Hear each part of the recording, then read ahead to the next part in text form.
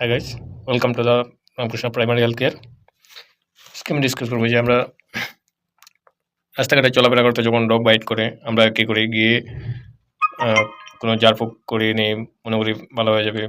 দেখেন, যে কোনো ডগ বাইট করে, রোড সাইড হোক ইয়া ঘরের পোষা ডগ হোক, যদি বাইট করে তাহলে অ্যান্টি রেবিস ভ্যাকসিন নিতেই হয়। কারণ সব জনের মধ্যে এই ভাইরাসটা থাকে, যখন অ্যাক্টিভ হয় এটা খুব মারাত্মক হয়ে যায়, এটা নেক্সট আর কোনো অপশন থাকে না। সো যখনই ওরকম কোনো ডগে বাইট করে সঙ্গে সঙ্গে গিয়ে ডক্টরের সঙ্গে কনসালটেশন করে ভ্যাকসিন নেবেন। অ্যান্টি রেবিস ভ্যাকসিন নিতেই হবে, নাহলে এটা যখন অ্যাক্টিভ হবে খুব মারাত্মক হয়ে যায়।